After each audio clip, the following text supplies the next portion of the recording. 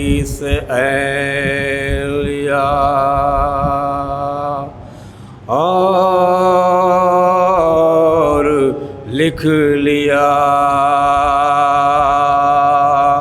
میں نے علی سے عین لیا اور لکھ لیا دیکھا جو بت و رب کو بے او سے مل گیا آیا نظر اسد تو قلم نے الف لکھا اور سین بڑھ کے ساقیے کوثر نے دے دیا ہر ایک ہورو صاحب کرتاس بن گیا یکجا کیا جو سب کو تو عباس بن گیا میں نے علی سے عین لیا کنارے سلبات مریم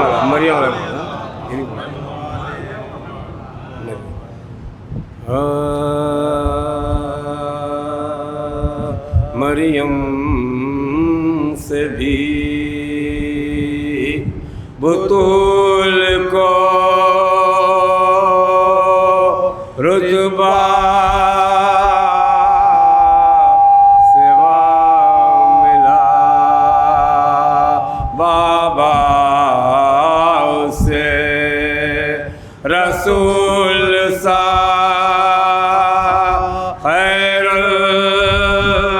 الورا ملا بیٹا ہر ایک شہید رہے کربلا ملا شوہر ملا تو خلق کا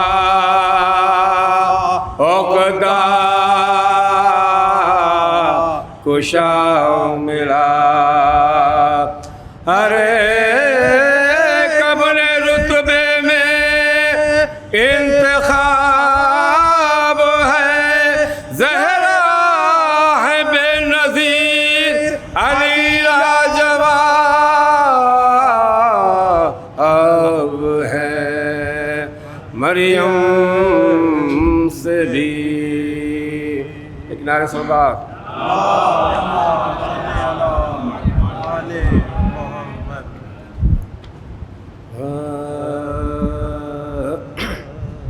جو غم شبیر میں آنسو بہا سکتے نہیں جو غم شبیر میں آنسو بہا سکتے نہیں فاطمہ کو حشر میں وہ منہ دکھا سکتے نہیں جو غم شبیر میں اس طرح پامال ہے ٹاپوں سے جسم نازنی اس طرح پامال ہے ٹاپوں سے جسم نازنی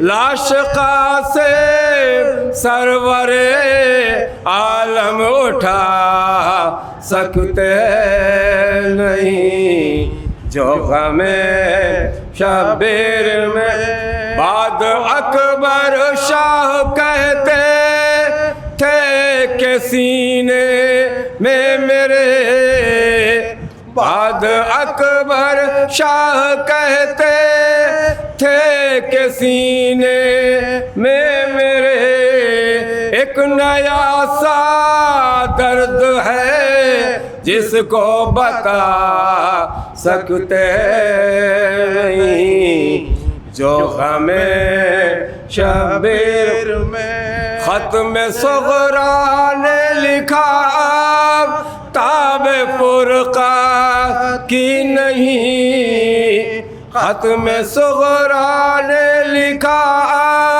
تاب فرقہ کی نہیں، مجھ کو بلوا لو جو اے بابا تم آ سکتے نہیں، جو غم شبیر میں پیاس سے حالت ہوئی یہ اصغر معصوم کی، پیاس سے حالت ہوئی یہ اصغر معصوم کی، گود میں مادر کی ہے پر مسکرا سکتے نہیں، جو غم شبیر میں صبح سکتے نہیں، کہتے تھے اہل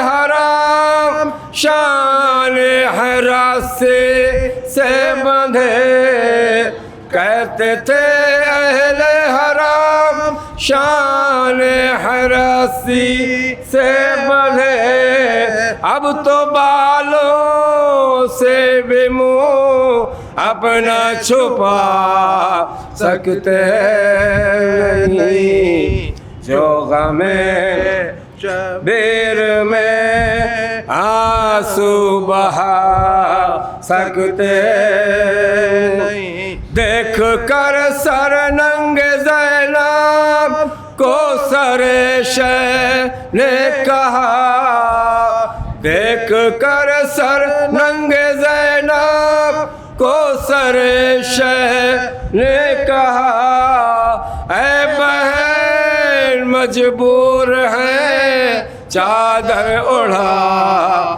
سکتے نہیں، جو غم شبیر میں آنسو بہا سکتے نہیں۔ فاتح فاتح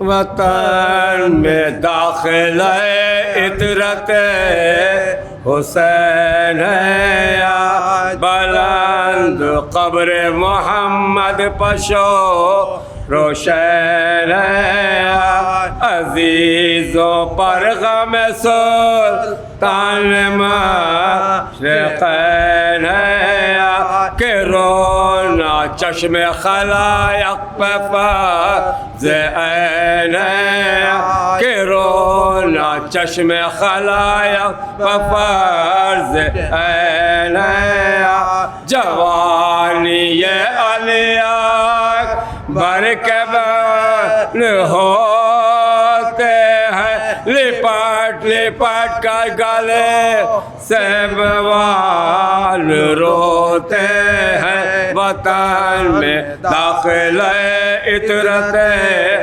حسین ہے، درود پڑھ کے وطن کو چلا حسین کا لال، قریب پہنچے مدینے کے جو رسول کی آل، تو اپنے ہاتھوں پر زینب نے رکھے سر کے بال، کہا مدینے سے کلثوم نے برانجم، کہا مدینے سے کلثوم نے برانجم، گواہ کے آئے ہیں زہرا کے ہم گھرانے کو، نہ کر قبول تو ہم بے قصوں کے آنے کو، وطن میں داخل ہے عطرت حسین ہے مدینہ ہم تیرے والی کو آئے ہیں کھو کر مدینہ گردن شبیر پر چلا خنجر مدینہ کوفے میں سر ننگے ہاں پھرے در در مدینہ داغ رسن ہے ہمارے شانوں پر مدینہ داغ رسن ہے ہمارے شانوں پر اکیلے آئے ہیں زہرا کے نور نہیں مدینہ اکبر قاسم نہیں حسین نہیں وطن میں داخل ہے عطرت حسین ہے آج مدینہ یاد تو ہوگا تجھے وہ جاہو حشام گئے تھے کیسے تجمل سے کربلا کو ہم وہ خیمہ اور وہ سواری وہ فوج اور وہ علم اور آسیہ کفنی اور حسین کا ماتم اور آسیہ کفنی اور حسین کا ماتم پسند آمد ذریت رسول کر مدینہ ہم سے فقیروں کو تو قبول نہ کر وطن میں داخل عطرت حسین ہے ہلی زمین مدینے کی او گھڑی پہ ہم کیا بشیر کو سجاد نے طلب و زم گلے میں شال عزا ڈال دی بدیدہ ہونا اور اس کے ہاتھ میں رو کر دیا سیاہ علم اور اس کے ہاتھ میں رو کر دیا سیاہ علم کہا کہ جا رہی نے نمو دکھانے کی مگر وطن میں خبر کر تو میرے آنے کی وطن میں داخل ہے عطرت حسین ہے چلا بشیر یہ کرتا ہوا خبر ہر جا مگر محلے میں ہاشم کے دیکھتا ہے کیا کہ ایک مریض سر راہ ہے کھڑی دکھیا کہا بشیر نے کیا نام بولی وہ صغرا کہا بشیر نے کیا نام بولی وہ صغرا وہ بولا راستے میں کیوں یوں تو شور و شین میں ہے کہا یہ حال میرا فرقت حسین میں ہے وطن میں داخل عطرت حسین ہے. جناب منظر بھوپالی صاحب کے سلام کے چند شعر اشعار پیش کر رہا ہوں. کام جو بھی میرے مرتضیٰ نے کیا، کام جو بھی میرے مرتضیٰ نے کیا، ایسا لگتا ہے جیسے خدا نے کیا، ایسا لگتا ہے جیسے خدا نے کیا، کام جو بھی میرے مرتضیٰ نے کیا. او مرضی شہ پہ عباس چلتے رہے، مرضی شہ پہ عباس چلتے رہے، صبر نے جو کہا وہ وفا نے کیا، کام جو بھی میرے مرتضیٰ نے کیا۔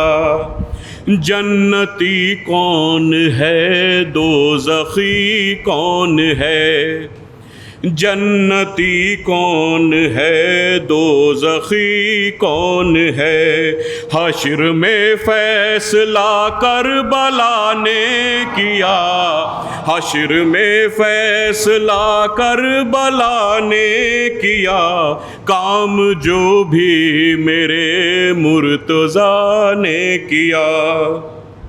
میں غزل میں بھی بھولا نہیں کربلا، میں غزل میں بھی بھولا نہیں کربلا، یہ اثر والدہ کی دعا نے کیا، یہ اثر والدہ کی دعا نے کیا، کام جو بھی میرے مرتضیٰ نے کیا۔ صلوات پڑھتے محمد علیہ۔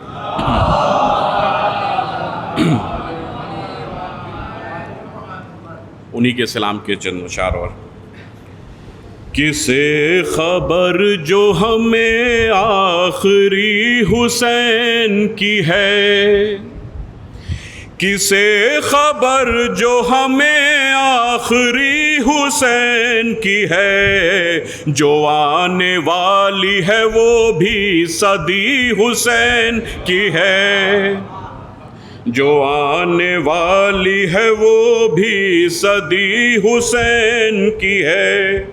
اور یہ دل کا آئینہ ہر حال میں سلامت ہے، یہ دل کا آئینہ ہر حال میں سلامت ہے، کہ آج بھی یہاں جلوہ گری حسین کی ہے، کہ آج بھی یہاں جلوہ گری حسین کی ہے۔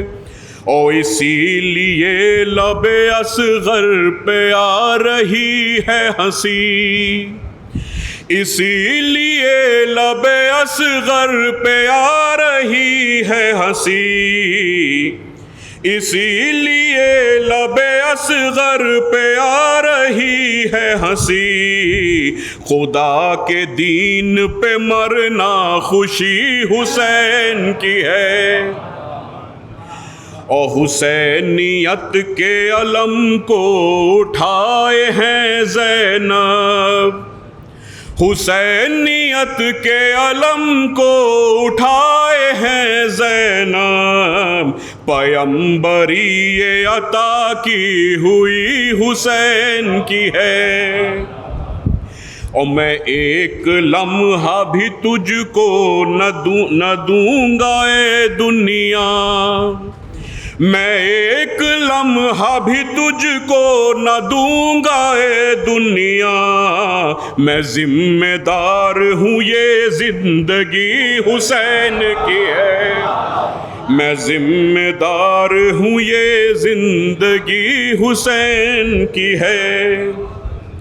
اور غزل سلام قصیدہ ہو کچھ بھی ہو منظر، غزل سلام قصیدہ ہو کچھ بھی ہو منظر، بقا اسی کو ہے جو شاعری حسین کی ہے، بقا اسی کو ہے جو شاعری حسین کی ہے۔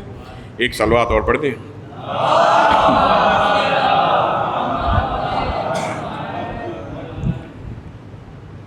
بس چند اشعار اور لکھیں۔ وفا کے سامنے آ کر جفا نے دم توڑا، وفا کے سامنے آ کر جفا نے دم توڑا، یہ کربلا ہے یہاں ہر بلا نے دم توڑا، اور وہیں پہ خاک شفا نے حیات نو دی ہے، وہیں پہ خاک شفا نے حیات نو دی ہے کہ جس مرض کے مقابل دوا نے دم توڑا. اب مثال بن گیا اب حر بھی روشنی کے لیے، مثال بن گیا اب حر بھی روشنی کے لیے.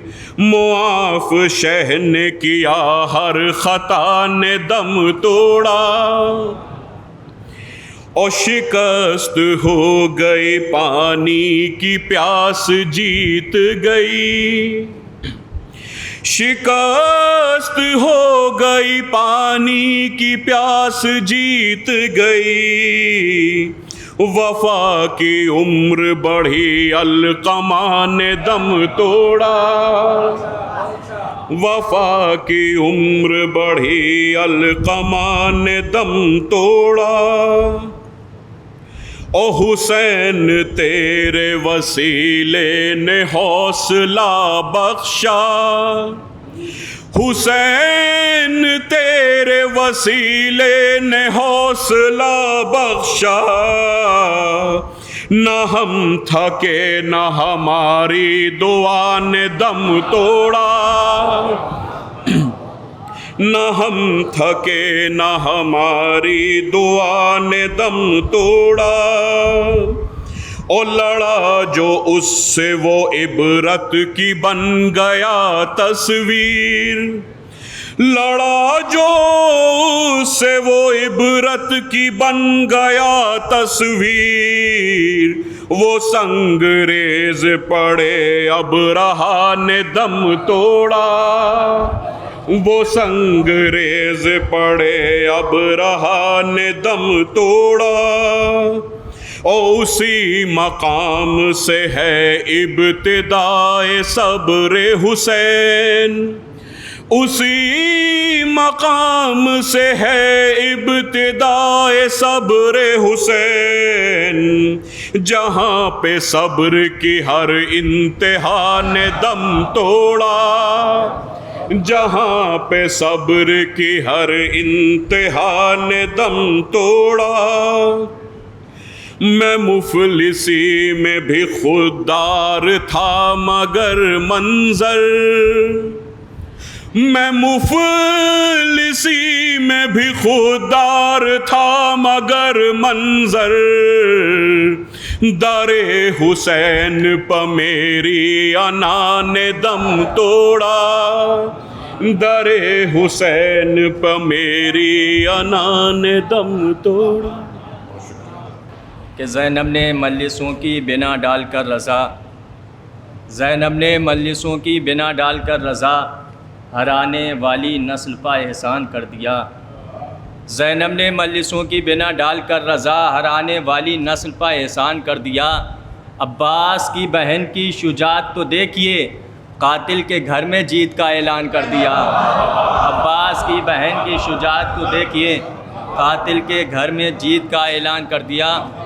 ثانیہ زہرا کی مناسبت سے ایک مسدس کے چند بند سماعت کیجیے گا کہ جس نے غرور شام کے خیبر کو ڈھا دیا. ثانیہ زہرا کی مناسبت سے یہ کہے گا کہ جس نے غرور شام کے خیبر کو ڈھا دیا، سوئے ہوئے ضمیر کو جس نے جگا دیا، بیعت کا نام خاک میں جس نے ملا دیا، جس نے غم حسین کا سکہ چلا دیا. دو ہاتھ آگے بڑھ گئی جو ذوالفقار سے، نسل یزید کاٹ دی چادر کی دھار سے. دو ہاتھ آگے بڑھ گئی جو ذوالفقار سے.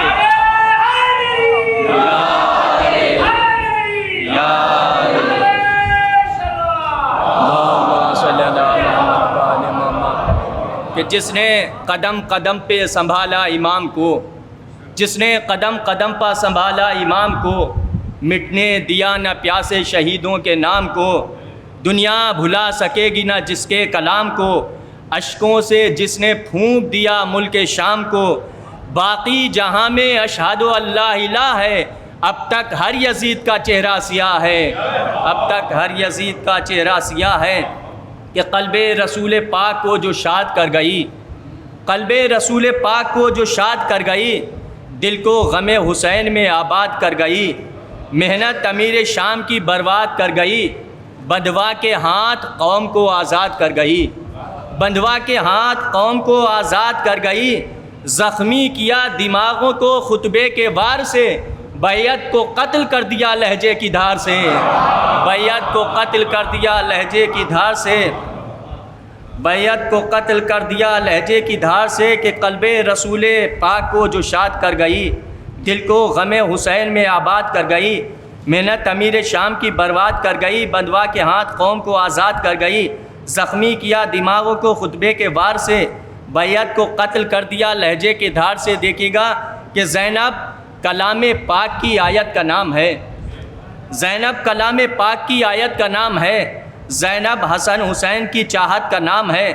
زینب فروع دی کی حفاظت کا نام ہے، زینب تو پنجتن کی طہارت کا نام ہے، جس کی رضا کے سائے میں جو بچہ پل گیا، وہ کائنات صبر سے آگے نکل گیا، وہ کائنات صبر سے آگے نکل گیا۔ چند شعر اور سماعت کیجیے گا کہ حلتا اس لیے پڑھتا ہے قصیدہ میرا، حلتا اس لیے پڑھتا ہے قصیدہ میرا، رزق دنیا کو عطا کرتا ہے فاقہ میرا، حلتا اس لیے پڑھتا ہے قصیدہ میرا، رزق دنیا کو عطا کرتا ہے فاقہ میرا، سر کو نیزے کی بلندی پہ چڑھایا اس نے، میرے قاتل کو بھی معلوم تھا رتبہ میرا، سر کو نیزے کی بلندی پہ چڑھایا اس نے، میرے قاتل کو بھی معلوم تھا رتبہ میرا، اور ماں نے گھٹی میں پلائی تھی تلاوت مجھ کو، ماں نے گھٹی میں پلائی تھی تلاوت مجھ کو، نو کے نیزہ پبھی بدلا نہیں لہجہ میرا، نو کے نیزہ پبھی بدلا نہیں لہجہ میرا،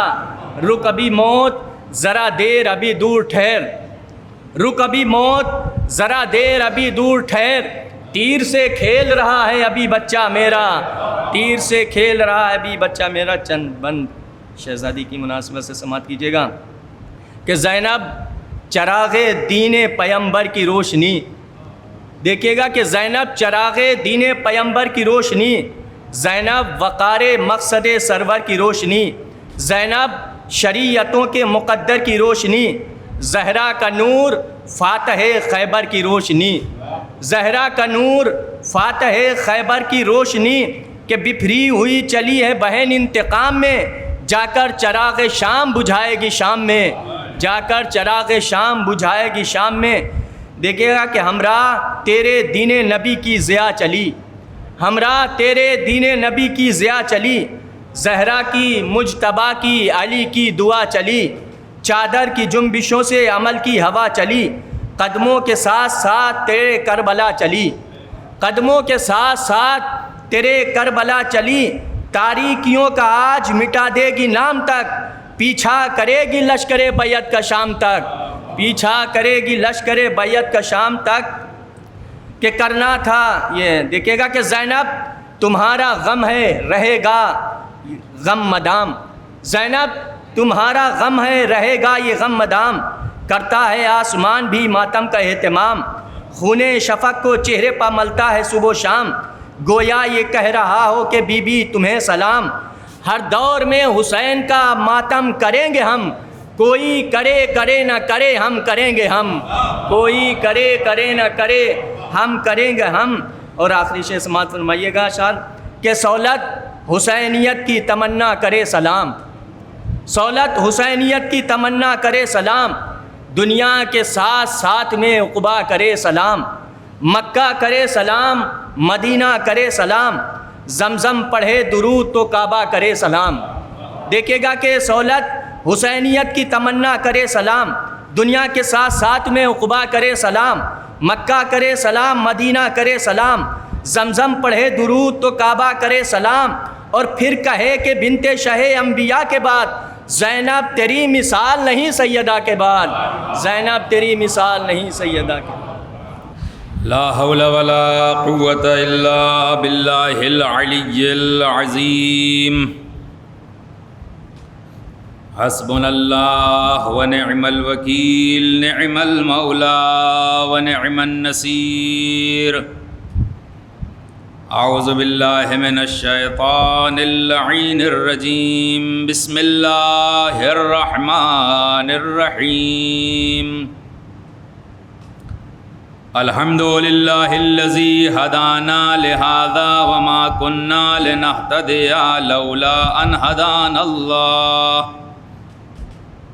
لقد جاءت رسل ربنا بالحق ثم الصلاة والسلام والتحیۃ والإکرام علی النبی الأمی القرشی المکی المدنی وعلى سیدنا ونبینا وشفیع ذنوبنا وحبیب قلوبنا وطبیب نفوسنا مولانا ومولا الثقلین جد الحسن والحسین ابی القاسم محمد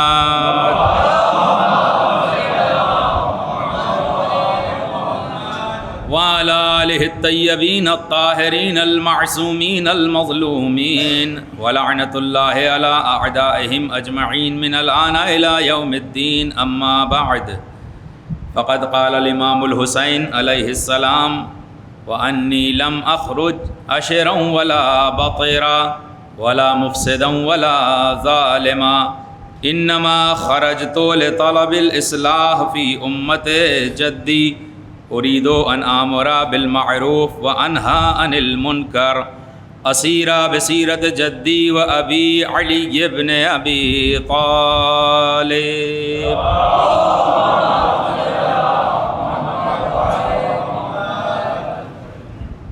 سرکار سید الشہداء حضرت ابو عبداللہ الحسین علیہ السلام کے یہ وہ کلمات جس میں آپ نے اپنے قیام کے مقاصد کو بیان فرمایا ہے کہ دیکھو میں کسی فتنے و فساد اور خوریزی کے لیے قیام نہیں کر رہا ہوں بلکہ انما خرجت لطلب الاصلاح فی امت جدی اپنے جد کی امت کی اصلاح چاہتا ہوں اريد ان آمر بالمعروف میرا ارادہ یہ ہے کہ لوگوں کو معروف اور نیکیوں کی طرف بلاؤں وانہا عن المنکر برائیوں سے روکا جائے واسیرا بسیرت جدی و ابی اور اپنے جد اپنے نانا اور اپنے بابا کی سیرت پر امت کو چلنے کی دعوت دوں۔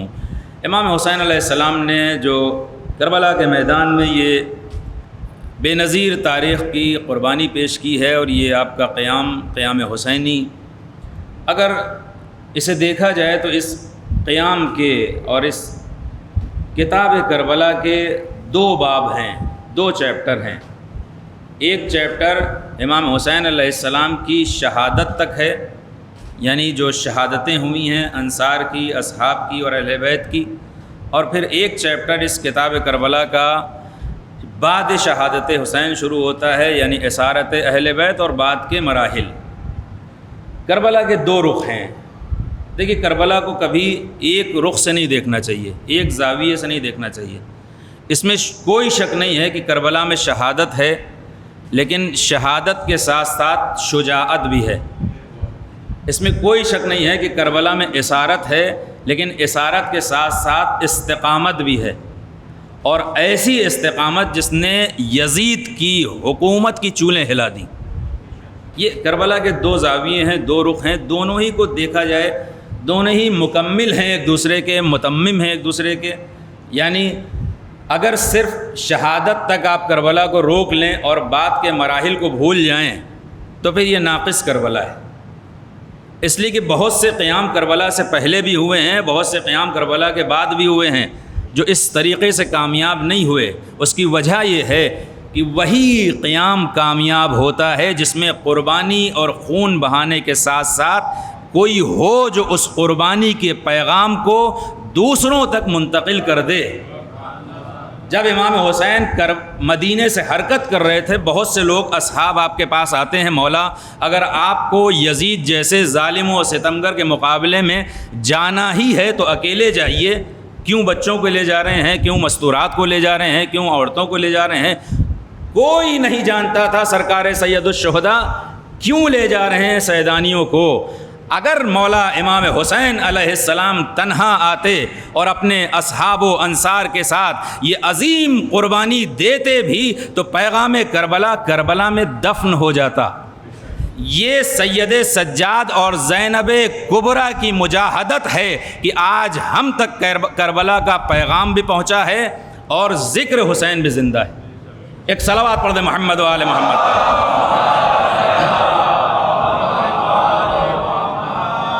امام حسین علیہ السلام کیوں امام سجاد کو لائے تھے اور کیوں جناب زینب کو لائے تھے؟ اگر آپ امام سجاد کے اہم کردار کو واقع کربلا میں سمجھنا چاہتے ہیں تو اس کے بھی دو رخ ہیں۔ ایک وہ دور ہے جب آپ نے بعد شہادت امام حسین یعنی 11 محرم سے اسارت کا دور ہے شام تک، کربلا سے کوفے سے شام، اور پھر دوسرا دور شروع ہوتا ہے مدینے میں۔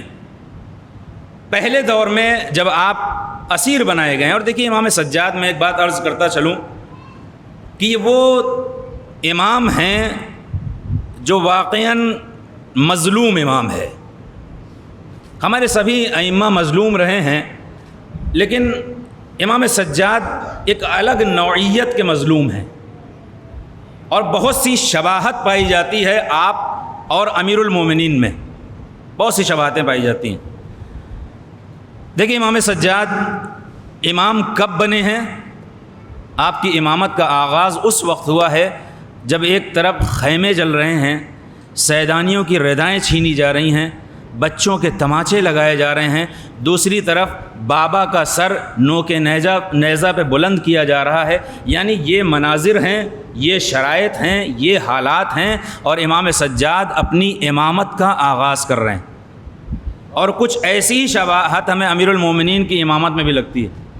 بعد وفات پیغمبر امیر المومنین کی امامت جب آغاز ہوئی ہے، دیکھیے پیغمبر، اور یہ تاریخی مسلمات میں سے ہے، اسے عامہ اور خاصہ سبھی کتابوں نے نقل کیا ہے، پیغمبر کا جنازہ ہے، بہت سے لوگ امیر المومنین اور پیغمبر کے جنازے کو چھوڑ کر دوسرے امور میں مصروف ہو گئے، علی تنہا ہے بعض صحابیوں کے ساتھ۔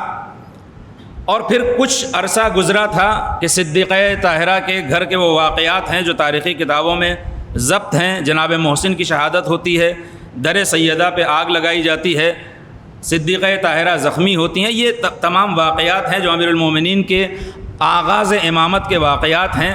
ہاں بس اتنا ضرور ہے، اتنا فرق ہے سید سجاد اور امیر المومنین میں کہ امیر المومنین کو اتنی مہلت مل گئی تھی کہ آپ نے پیغمبر اسلام کے جنازے کو دفن کر دیا، لیکن سید سجاد کو اتنی مہلت بھی نہ دی گئی کہ وہ امام حسین کے جنازے کو دفن کر سکتے۔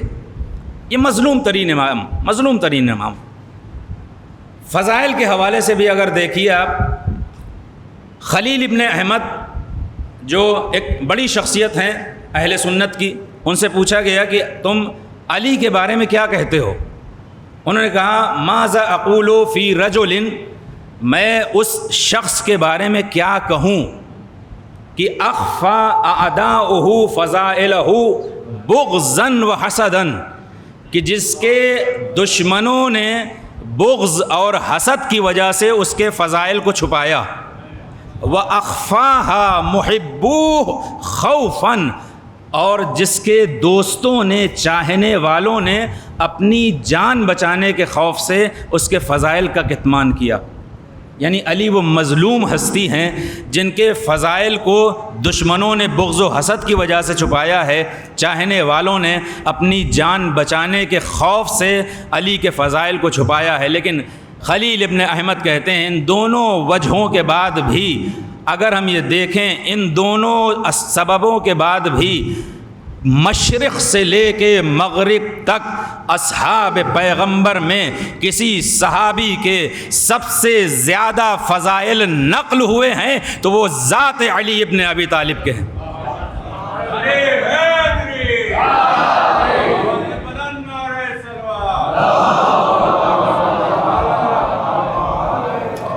یعنی دشمنوں نے بھی کتمان کیا ہے، دوستوں نے بھی چھپایا ہے، لیکن ان دونوں کے بعد بھی اگر کائنات میں کسی کے سب سے زیادہ فضائل ہیں تو وہ امیر المومنین علی ابن ابی طالب۔ اور یہی شرائط و حالات ہیں ہمارے چوتھے امام مولا سید سجاد کے لیے۔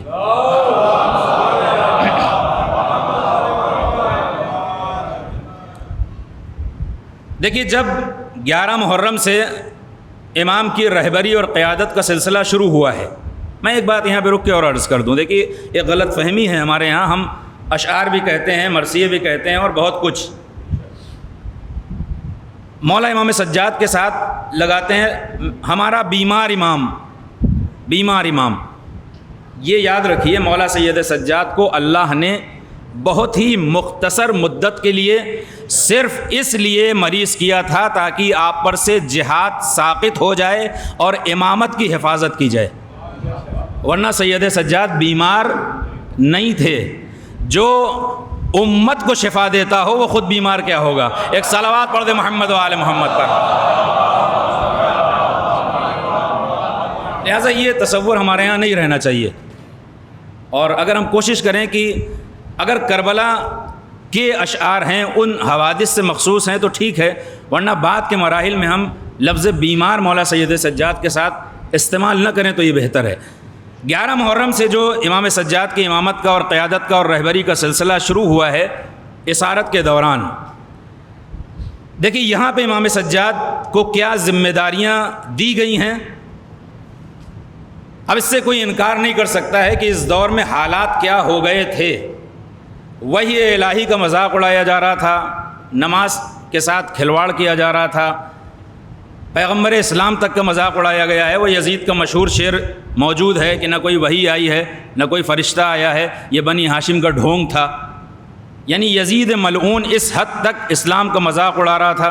ان حالات میں امام سجاد علیہ السلام کو کربلا کا پیغام بھی پہنچانا ہے، حقیقی اسلام سے بھی لوگوں کو آشنا کرنا ہے، اور ان 20 برسوں میں جو امیر المومنین کی کردار کشی ہوئی ہے اسے بھی ختم کرنا ہے۔ دیکھیے، آپ سب جانتے ہیں شام کی حکومت نے نہ جانے کتنے درباری عالموں کو خرید کے، ممبروں کو خرید کے امیر المومنین کے خلاف جو باتیں نشر کی ہیں وہ کسی سے ڈھکی چھپی نہیں ہے۔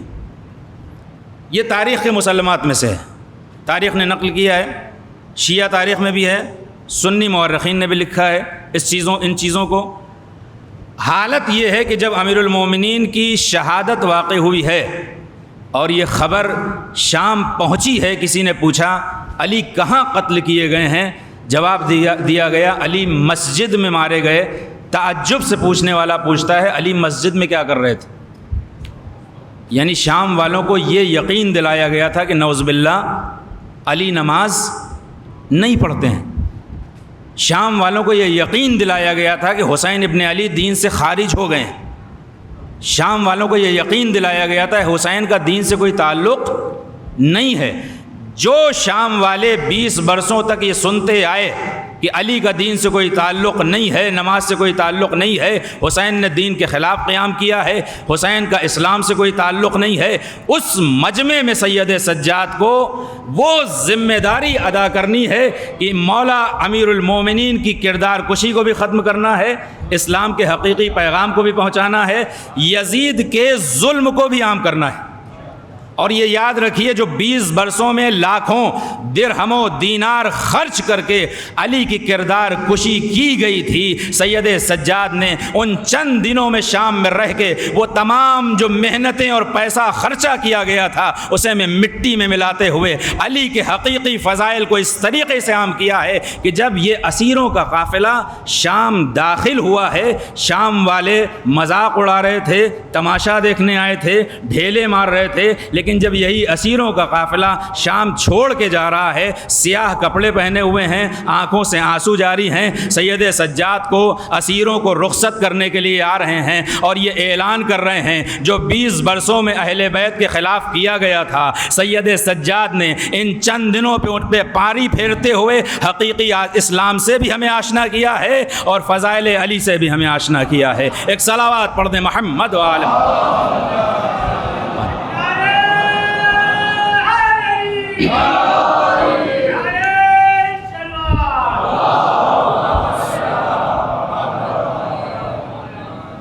یہ کربلا کے بعد امام سجاد کا کردار ہے، اور جو اصل آپ کی امامت شروع ہوتی ہے وہ ہے مدینے میں. دیکھیے میں نے عرض کیا امیر المومنین کی طرح امام سجاد بھی مظلوم ہیں. کیوں؟ 34 برس آپ کی امامت کی مدت ہے. 34 برس. امام جعفر صادق کی امامت کی مدت بھی 34 برس ہے. امام سجاد کی مدت امامت بھی 34 سال ہے. کربلا کے بعد حالات کیا ہیں امام سجاد کے لیے اور محبین اہل بیت کے لیے، یعنی اہل بیت کے چاہنے والوں کے لیے کیا حالات ہیں، کیا شرائط ہیں، اس کا اندازہ آپ صرف اس بات سے لگا سکتے ہیں کہ ہمارے 5ویں امام امام باقر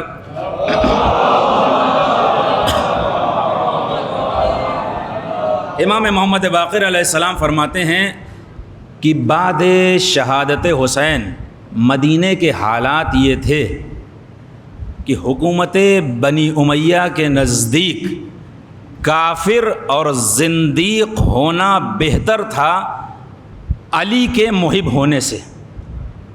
یعنی اگر کوئی علی کا محب ہو اس کی سزا زیادہ ہوتی تھی، زندیق اور کافر کی کم ہوتی تھی.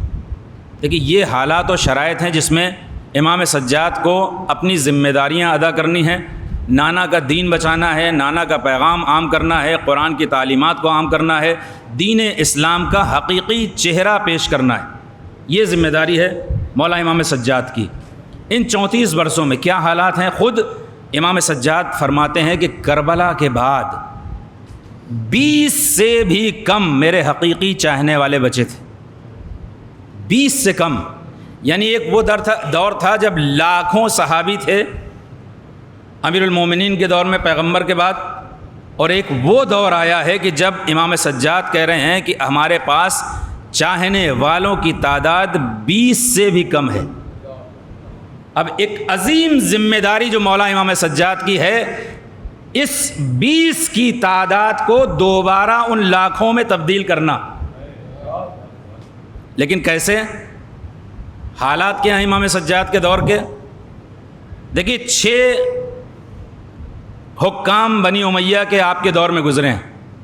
یزید، معاویہ ابن یزید، مروان حکم، عبد الملک ابن مروان، ہشام ابن عبد الملک.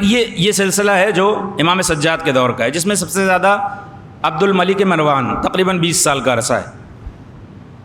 یزید نے جو ظلم کیا ہے وہ آپ سب جانتے ہیں. کربلا میں اہل بیت کو شہید کیا. کربلا کے بعد جو عظیم جرم کیا ہے وہ ہے واقعہ حرہ.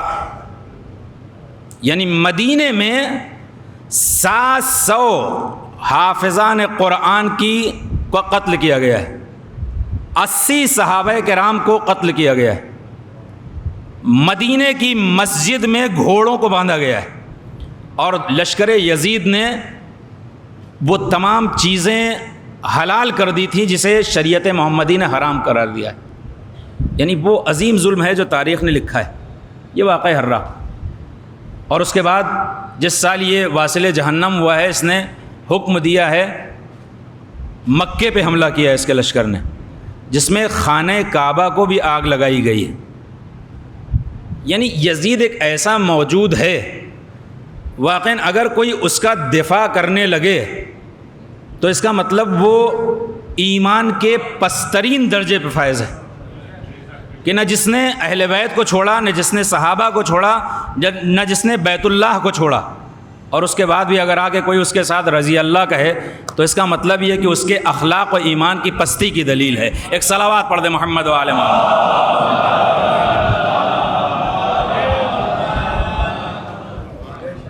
دیکھیے اس میں سب سے اہم جو رول رہا ہے وہ عبد الملک ابن مروان کا. عبد الملک ابن مروان کے جو حاکم رہے ہیں، جو گورنر رہے ہیں، وہ ایک سے ایک بڑھ کے ظالم و سفاک.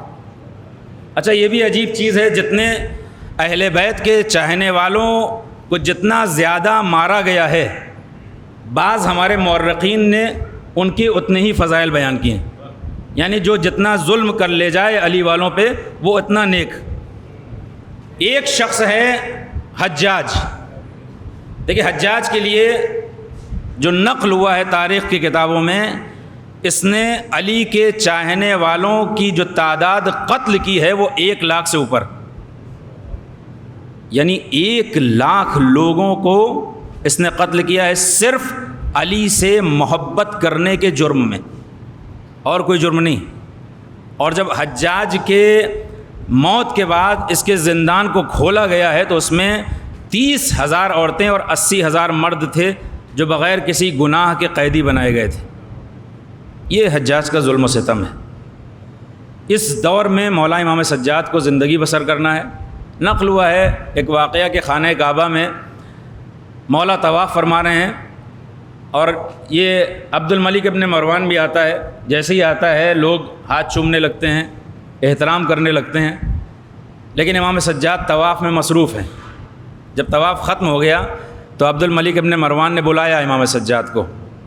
دیکھیے، جس امام کو ہم بیمار سوچتے ہیں اس کی شجاعت و صلابت، اور کیا اس نے امیر المومنین کے طریقے سے دشمنوں کو جواب دیا ہے۔ عبد الملک ابن مروان کہتا ہے، اے سید سجاد، میں یہ دیکھ رہا ہوں کہ آپ مجھ سے گفتگو نہیں کرتے، مجھے نظر انداز کرتے ہیں۔ میں نے تو آپ کے بابا کو قتل نہیں کیا، میں تو آپ کے بابا کا قاتل نہیں ہوں۔ پلٹ کے مولا سید سجاد نے کہا، اے عبد الملک ابن مروان، یزید نے میرے بابا کو شہید کیا، اس کی دنیا بھی برباد ہوئی، آخرت بھی برباد ہوئی۔ اگر تو بھی یہ کام کرے گا تیری دنیا بھی برباد ہوگی، تیری آخرت بھی برباد ہوگی۔ یعنی حاکم کے آنکھوں میں آنکھیں ڈال کے بغیر خوف اور شجاعت کے ساتھ، صلابت کے ساتھ گفتگو کرنا، اگر کوئی گفتگو کر سکتا ہے تو وہ سید سجاد ہیں جو علی کے پوتے ہیں۔ ایک صلوات پڑھ دیں محمد و آل محمد۔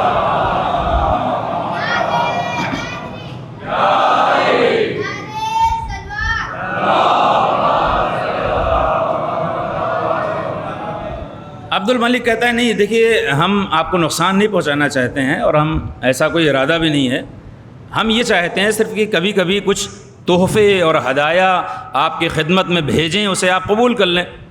سنا ہے میں نے آپ غریبوں کی بہت مدد کرتے ہیں، ان ہدایہ سے، ان تحفوں سے، ان درہم و دینار سے آپ غریبوں کی مدد کیجئے۔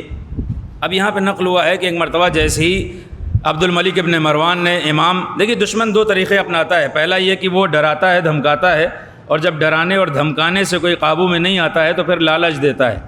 عبد الملک نے بھی یہی دوسری چال چلی کہ ہم آپ کو تحفے دینا چاہتے ہیں، درہم و دینار دینا چاہتے ہیں۔ اب نقل ہوا ہے جیسے ہی اس کی زبان سے یہ جملہ نکلا، سید سجاد نے اپنی ردا اور اتار کے خانہ کعبہ کے سامنے پھینکی ہے اور عبد الملک خوف سے پیچھے ہٹ گیا۔ اب اس کے وزراء ہیں، سپاہی دوڑ کے آتے ہیں، حاکم یہ کیا بات ہے، تم سید سجاد کی خالی ردا سے خوفزدہ ہو گئے، خالی ردا سے ڈر گئے۔ پلٹ کے وہ کہتا ہے، جو میں نے دیکھا ہے وہ تم نے نہیں دیکھا۔ سید سجاد نے جیسے ہی ردا زمین پہ ڈالی ہے، ردا جواہرات اور ہیروں سے بھر گئی۔ یعنی سید سجاد ہمیں یہ بتانا چاہتے ہیں کہ تم ہمیں کس دولت سے مرعوب کرنا چاہتے ہو، اگر میں اشارہ کر دوں تو زمین خزانے اگل دے۔ ایک صلوات پڑھ دے محمد و آل محمد۔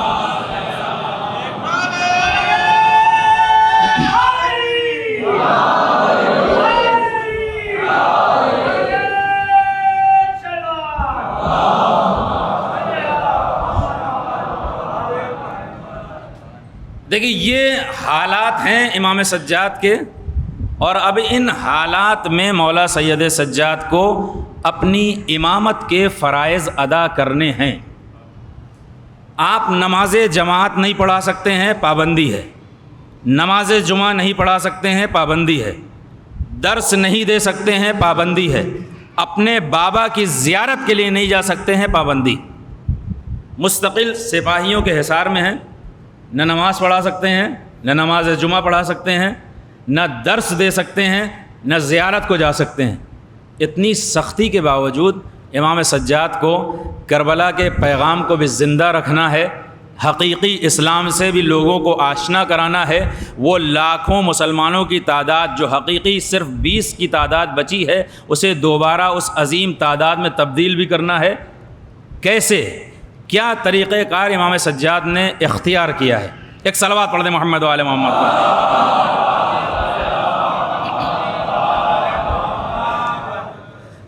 امام سجاد نے سب سے پہلا طریقہ جو اختیار کیا ہے قرآن کریم کی تلاوت. آپ بہترین آواز اور بہترین لہن کے مالک تھے. نماز صبح کے بعد مسجد میں تلاوت قرآن کرتے تھے اور اتنی دل نشین آواز میں تلاوت کرتے تھے کہ لوگ وہاں پہ جمع ہو جایا کرتے تھے. دیکھیے جو حکومت یہ کوشش کر رہی تھی کہ سید سجاد کے ارد گرد مسلمانوں کو جمع نہ ہونے دے، تلاوت قرآن کے ذریعے سید سجاد مسلمانوں کو اپنے ارد گرد جمع کر کے دو اعلان کر رہے ہیں. ایک تو یہ کہ دیکھو قرآن ہمارے فضائل پڑھتا ہے، ہم تلاوت قرآن کے ذریعے اس کے احکام کو لوگوں تک عام کریں گے، اور دوسرا پیغام یہ ہے کہ تم یہ چاہتے ہو کہ ہمیں مسلمانوں سے دور رکھ لو، لیکن قرآن وہ وسیلہ ہے کہ ہم مسلمانوں سے نزدیک بھی ہوں گے، شریعت کے حکموں کو بھی عام کریں گے. ایک صلوات پڑھ دیں محمد.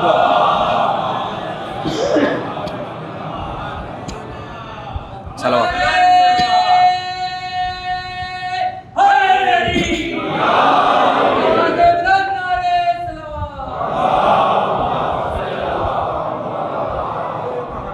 قرآن کریم کی دلنشین آواز کے ساتھ آپ مسلمانوں کو جمع کرتے تھے، اور اس کے بعد پھر اسی درمیان کبھی کسی آیت کی تفسیر کے ذریعے، کبھی کسی آیت کے بیان کے ذیل میں اپنی باتوں کو بھی پیش کر دیتے تھے، حقیقی اسلام کے چہرے کو بھی عام کر دیتے تھے.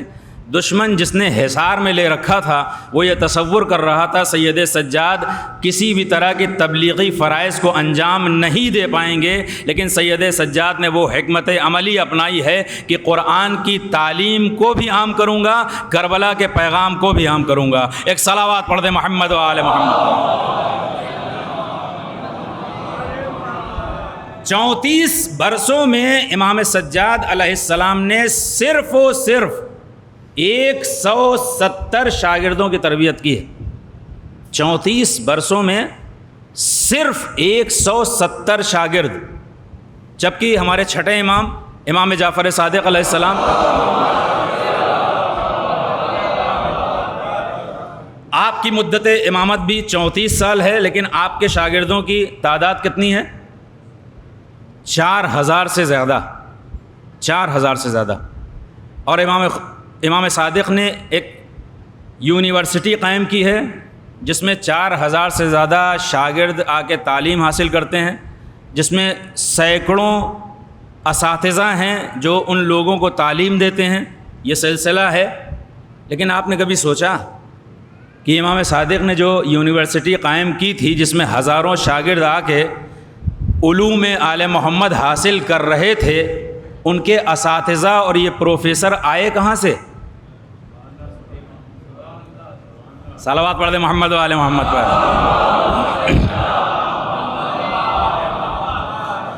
یہ وہی 170 شاگرد امام سجاد ہیں جن کی امام سجاد نے تربیت کی تھی. یعنی مولا امام سجاد اپنے دور میں شاگردوں کی تربیت نہیں کر رہے تھے، اپنے پوتے کی یونیورسٹی کے پروفیسر تیار کر رہے تھے.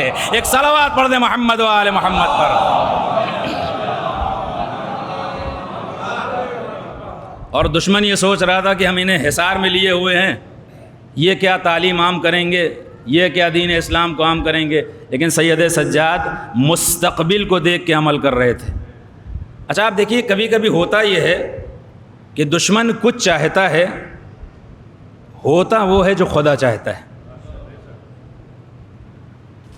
دشمن کچھ چاہتا ہے، پوری طریقے سے سازشیں رچتا ہے، نقشے بناتا ہے، لیکن جب نتیجہ سامنے آتا ہے تو وہ نہیں ہوتا ہے جو دشمن چاہتا ہے، وہ ہوتا ہے جو خدا چاہتا ہے.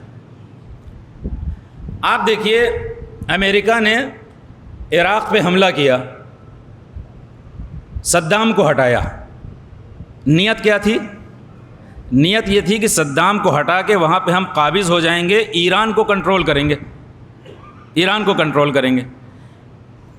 وہ تمام جھوٹ بول کے یا جو کچھ بھی انہوں نے حملہ کیا عراق میں آئے اس نیت سے کہ ہم اس عراق سے ایران پہ کنٹرول کریں گے.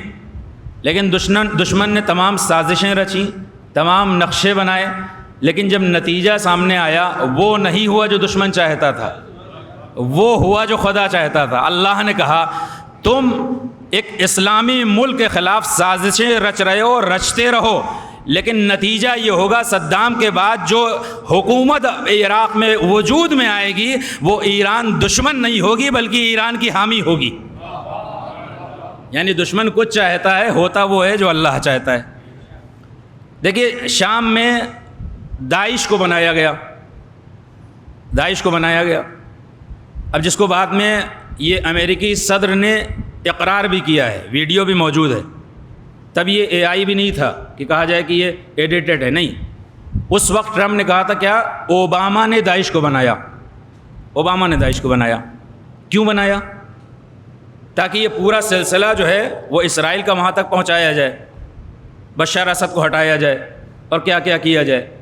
دیکھیے پوری دنیا ایک طرف تھی، داعش آئے، سیریا میں آئے، عراق میں آئے، آدھے عراق پہ قبضہ کر لیا، نہ جانے کتنے روزوں کو مسمار بھی کیا، کتنے روزوں پہ خطرہ بن کے سامنے آئے۔ دشمن یہ چاہ رہا تھا ان کے ذریعے تمام اسلامی آثار کو مٹا دیا جائے گا، اسلام کا ایک خونخوار چہرہ پیش کیا جائے گا، لیکن اللہ نے کہا ساری سازشیں رچتے رہو، ہوگا وہ جو ہم چاہیں گے، وہ نہیں ہوگا جو تم چاہتے ہو۔ دیکھیے اتنے بلین ڈالر خرچہ کرنے کے بعد بھی داعش کا کہیں خاتمہ نہیں ہے۔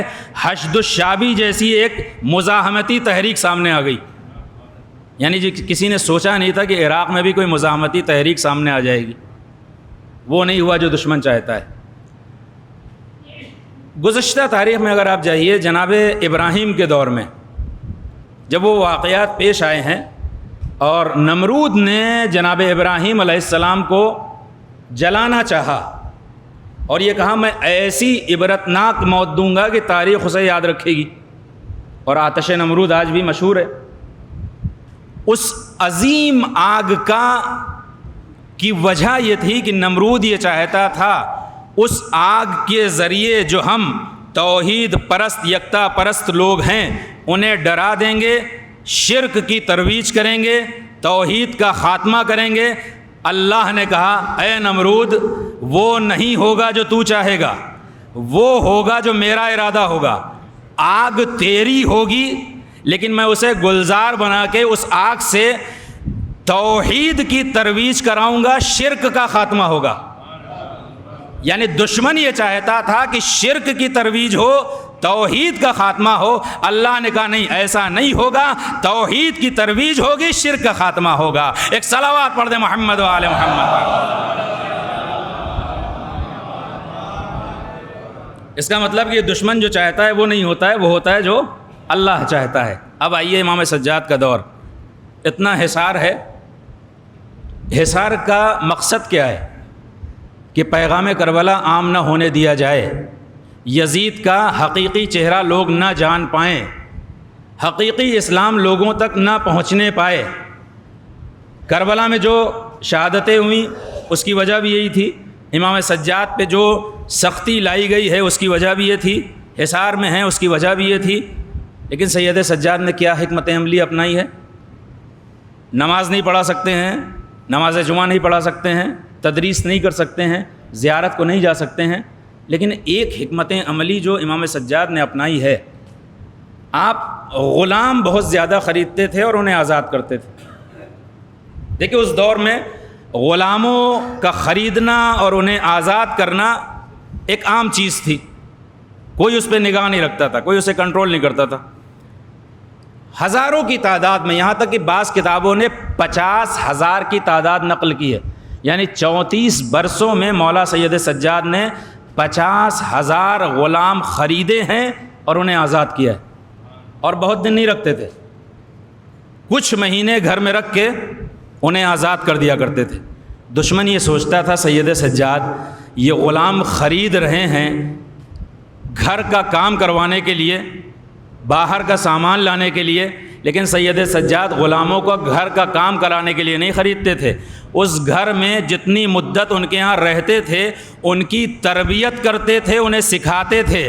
اب جب یہ غلام آزاد کرتے تھے تو یہ جانے والا غلام کوئی عام آدمی نہیں ہوتا تھا، بلکہ مبلغ اسلام ہوتا تھا، جو دنیا کے کونے کونے میں اسلام کا پیغام بھی عام کرتا تھا، کربلا کا پیغام بھی عام کرتا تھا، یزید کے ظلم کو بھی لوگوں کو بتاتا تھا۔ دشمن یہ چاہ رہا تھا سید سجاد کے حصار کے ذریعے ہم اسلام کی تعلیمات کو دفن کر دیں گے۔ اللہ نے آواز دی، وہ نہیں ہوگا جو تم چاہتے ہو، وہ ہوگا جو میرا ارادہ ہے۔ سید سجاد کے ذریعے اسلام کو بھی عام کیا جائے گا، یزید کے ظلم کو بھی عام کیا جائے گا۔ ایک صلوات پڑھ دیں محمد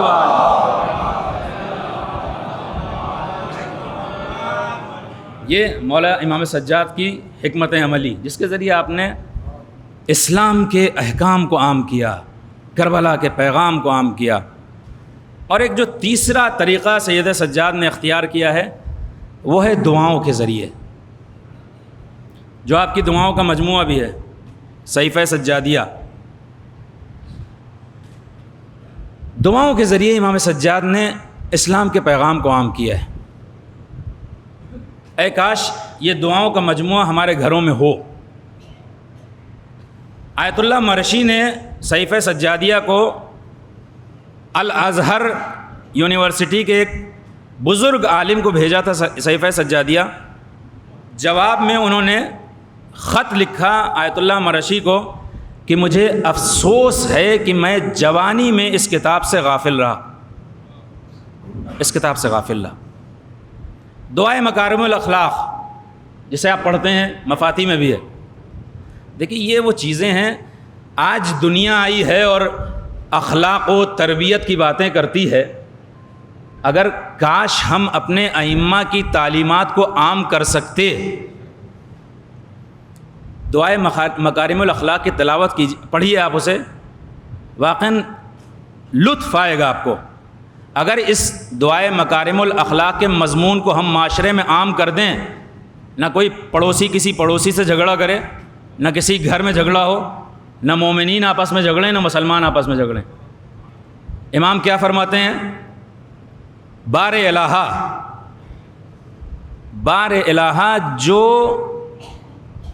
لوگوں کے عیوب ہیں مجھے توفیق دے کہ میں ان پہ پردہ ڈالوں، اور جو لوگوں کی اچھائیاں ہیں مجھے توفیق دے کہ میں انہیں عام کروں۔ دیکھیے سیرت سجاد یہ ہے کہ عیوب پہ پردہ ڈالا جائے، اچھائیوں کو عام کیا جائے۔ ہماری سیرت کیا ہے؟ ہم پوری مجلس میں سے اگر کبھی زبان پھسل گئی اور ایک جملہ نکل گیا تو اس 1 گھنٹے میں سے 30 سیکنڈ کو نکال کے عام کرتے ہیں، ذاکر کو، خطیب کو، پڑھنے والے کو بدنام کرتے ہیں، جبکہ ہمیں خود بھی پتہ ہے، یقین ہے کہ یہ خطیب اس عقیدے کا حامل نہیں ہے، زبان سے نکل گیا ہے۔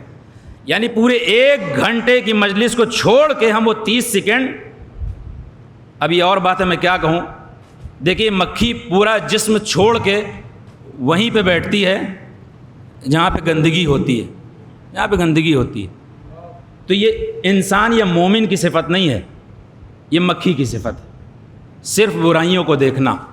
اگر انسان ہو، انسان وہ ہوتا ہے جو زخم کو ڈھانک دیتا ہے، گندگی کو نہیں دیکھتا ہے، عیوب کو نہیں دیکھتا ہے، اچھائیوں کو عام کرتا ہے۔ یہ مولا امام سجاد نے دعائے مکارم الاخلاق میں ہمیں درس دیا ہے۔ دیکھو اگر تم سید سجاد کی سیرت پہ چلنے والے ہو تو لوگوں کے عیوب پہ پردہ ڈالو، اچھائیوں کو عام کرو۔ امام سجاد کہتے ہیں پروردگار ہمیں توفیق دے کہ جن لوگوں نے ہم سے رشتہ توڑ لیا ہے میں ان سے رشتہ جوڑ سکوں۔ اللہ اکبر۔ دیکھیے آج ہمارے یہاں ذرا سے کوئی ہم سے نہیں بولتا ہے، ہم روٹ کے 2 قدم اور پیچھے ہو جاتے ہیں، لیکن امام سجاد کہتے ہیں جو ہم سے رشتہ توڑ رہا ہے، جو ہم سے دور جا رہا ہے، ہمیں توفیق دے کہ ہم اس سے رشتہ قائم کر سکیں۔ مولا امام سجاد کہتے ہیں پروردگار ہمیں توفیق دے کہ جو ہماری غیبت کرتا ہے ہم اس کے لیے اچھائی کریں۔ پروردگار ہمیں توفیق دے جو ہمیں نعمتوں سے محروم کر رہا ہے ہم اس کے ساتھ ایثار سے پیش آئیں۔ اللہ اکبر۔ یہ دیکھیے وہ مکارم الاخلاق ہیں، اگر ہم کامیاب ہو جائیں معاشرے میں اسے عام کرنے پہ، ہمارا ایسا اسلامی معاشرہ وجود میں آئے گا جو مقدمہ بنے گا زمانے کے امام کے ظہور کا۔ لیکن ہم نے غفلت کی. آج دنیا میں چاہے وہ UN ہوں یا جو بھی جتنے بھی آپ کی کمیٹیاں ہیں، ہیومن رائٹس، عورتوں کے حقوق، جوانوں کے حقوق، بچوں کے حقوق، جانوروں کے حقوق، طرح طرح کے قانون بناتے ہیں، ناقص قانون. رسالۃ الحقوق امام سجاد پڑھیے آپ. ہر وہ ممکن حق جو ہو سکتا ہے مولا سید سجاد نے اس میں بیان کیا ہے. آنکھ کا حق، کان کا حق، ہاتھ کا حق، اللہ کا حق، بندے کا حق، غلام کا حق، آقا کا حق، استاد کا حق، شاگرد کا حق، ماں کا حق، باپ کا حق، اولاد کا حق، پڑوسیوں کا حق. یعنی جتنے بھی حقوق ممکن ہو سکتے ہیں مولا سید سجاد نے رسالۃ الحقوق میں بیان کیے. جن حقوق پہ آج دنیا ناز کر رہی ہے سید سجاد 1400 برسوں پہلے اسے بیان کر چکے. لیکن کمی کس کی ہے؟ میں نے عرض کیا تھا، دیکھیے جس طرح سے مولا امیر المومنین مظلوم ہیں کہ دشمنوں نے بھی فضائل چھپائے، چاہنے والوں نے بھی عام نہیں کیا، مولا سید سجاد کے ساتھ بھی کچھ ایسا ہی ہے. دشمنوں نے حصار میں رکھا، چاہنے والوں نے ان کے فضائل کو عام نہیں کیا. آج دیکھیے آپ ہمارے جوان اپنے موبائل واٹس ایپ پہ اسٹیٹس لگاتے ہیں، فلاں پروفیسر نے یہ کہا، بڑی اچھی بات، فلاں سائنٹسٹ نے یہ کہا، فلاں مسیحی دانشور نے یہ کہا. واقعی افسوس ہوتا ہے. ٹھیک ہے، اچھی بات ہے، لیکن آپ جن ائمہ کے ماننے والے ہیں اس سے 100 گنا اچھی حدیثیں ان کی موجود ہیں. آپ کو وہ حدیثیں نہیں دکھائی دیتی. آپ فلاں مسیحی دانشور نے یہ کہا اسٹیٹس لگا رہے ہیں. ایک بار اٹھ کے آئیے، سید سجاد کی ایک حدیث لگائیے، امیر المومنین کی ایک حدیث لگائیے، پیغمبر کی ایک حدیث لگائیے. جب آپ اپنے اسٹیٹس پہ لگائیں گے جو آپ کے کانٹیکٹس میں غیر مسلم ہیں، جب ان حدیثوں کو دیکھیں گے، اتنی اچھی باتوں کو دیکھیں گے، تب جا کے آپ کے دین سے آشنا ہوں گے کہ یہ کون امام ہے جو اتنی اچھی بات کر رہا ہے، یہ کون دین ہے جو اتنی اچھی بات کر رہا ہے. اس میں کمی ہماری ہے.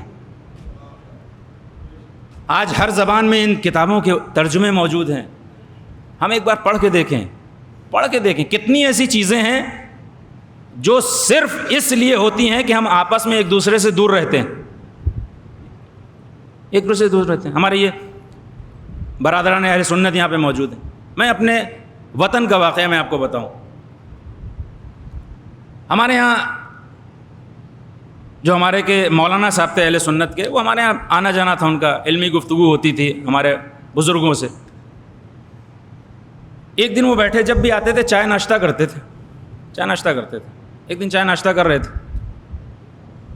اب وہ کوئی ایک اور ہمارا جاننے والا اہل سنتی جوان آتا ہے، کہنے لگا مولوی صاحب آپ کے یہاں چائے پی رہے ہیں؟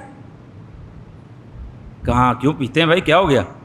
کہنے لگا ہم لوگ سے تو منع کرتے ہیں، کہتے ہیں ان کے یہاں نہ پیا کرو. کیوں؟ اس لیے وہی جو مشہور ہے، شیعہ تھوک کے دیتے ہیں. دیکھیے مولوی صاحب جو روکتے تھے انہیں بھی یقین تھا کہ شیعہ تھوک کے نہیں دیتے ہیں، تبھی وہ پیتے تھے. لیکن جب ہم ایک دوسرے کی بزموں میں نہیں جائیں گے تو یہ غلط فہمیاں برقرار رہیں گی. جب ایک دوسروں کے پروگراموں میں شرکت کریں گے، ایک دوسرے کے یہاں جائیں گے، نہ جانے کتنی سازشیں ہیں جو دوسرے کر رہے ہیں مسلمانوں کو آپس میں دور کرنے کی.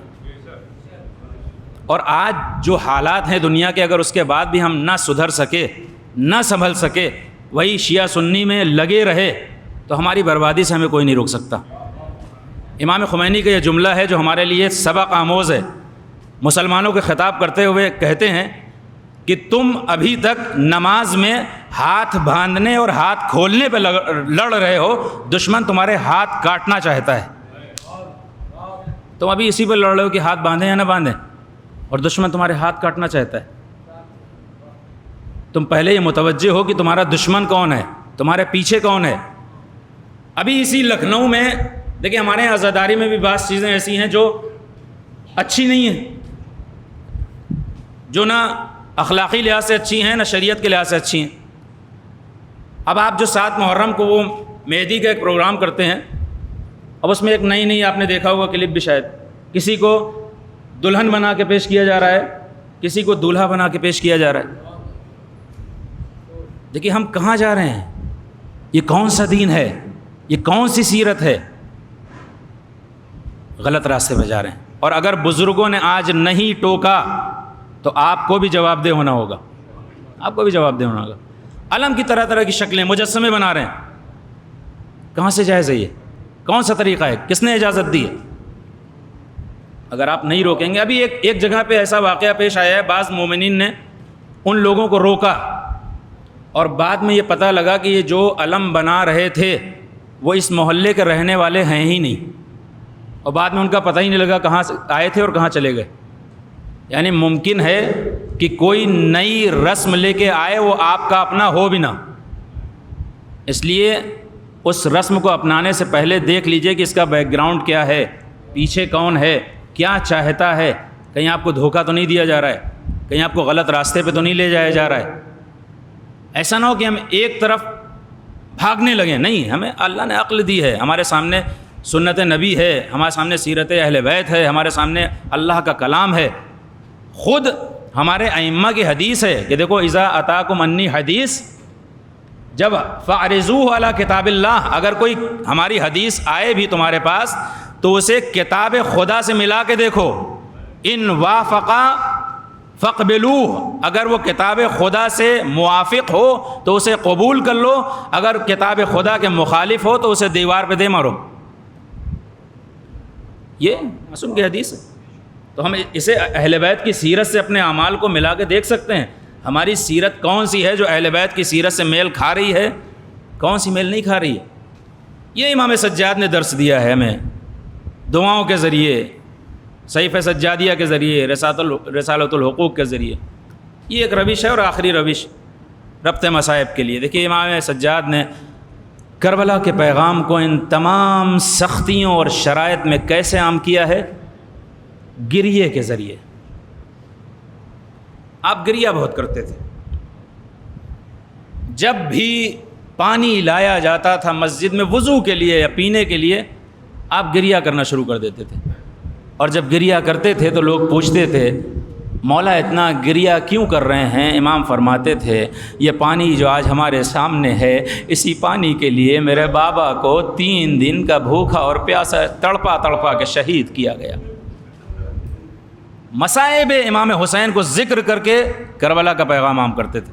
اصحاب کے ساتھ بیٹھے ہوئے ہیں, ایک جوان بچہ آتا ہے, امام سجاد کہتے ہیں پہچانتے ہو اس کو کون ہے؟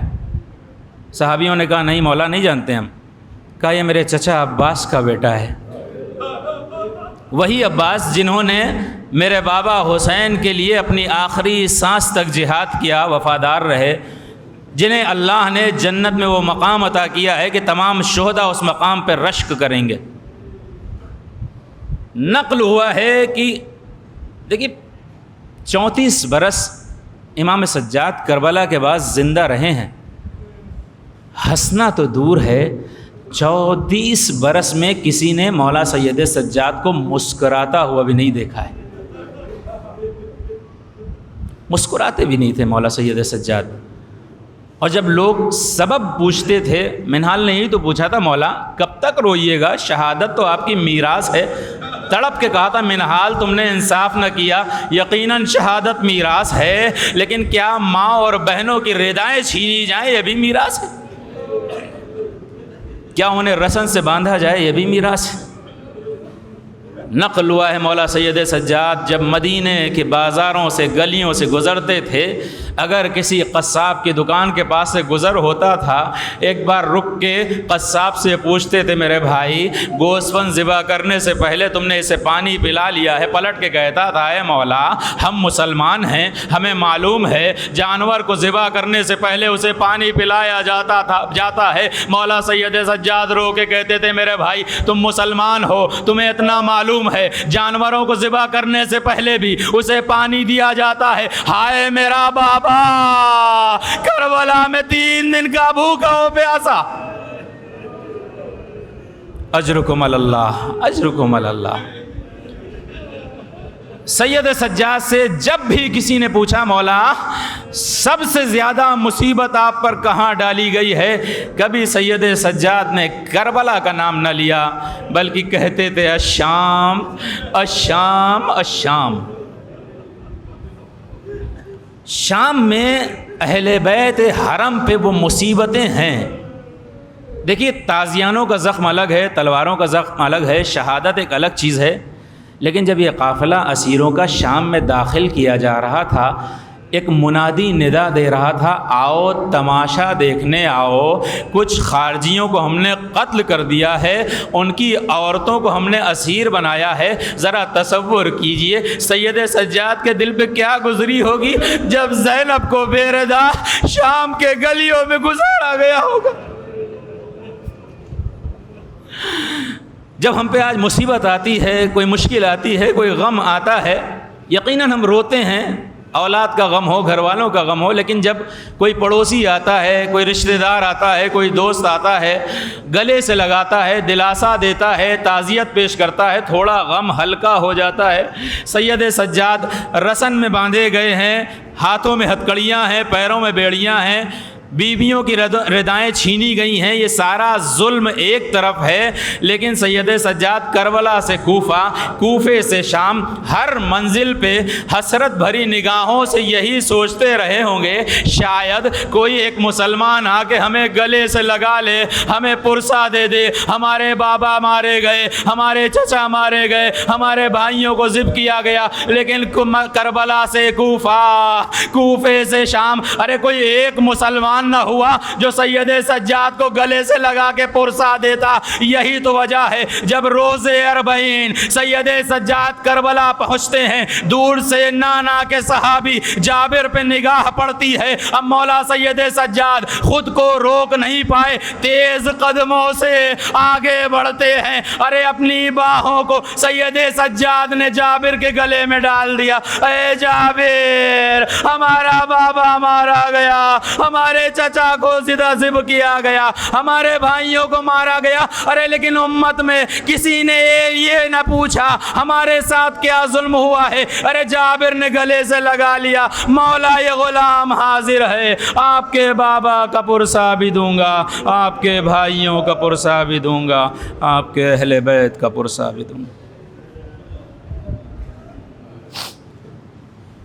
سيعلم الذين ظلموا أي منقلب ينقلبون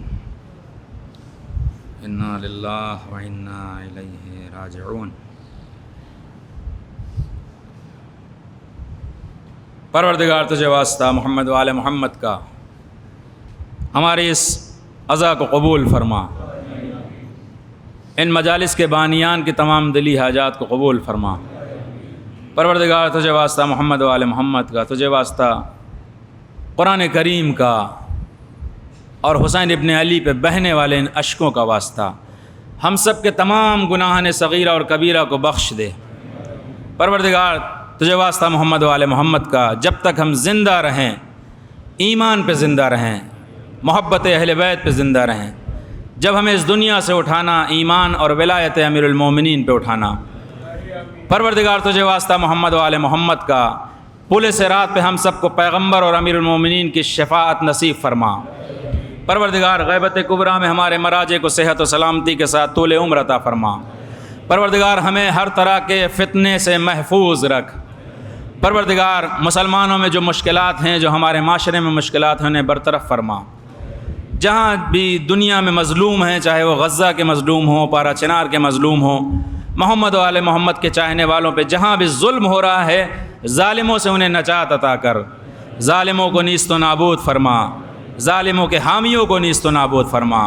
پروردگار منتقم خون حسین اپنے آخری حجت کے ظہور میں تعجیل فرما، ہم سب کو ان کے آوان انصار میں شامل فرما۔ ماتم حسین۔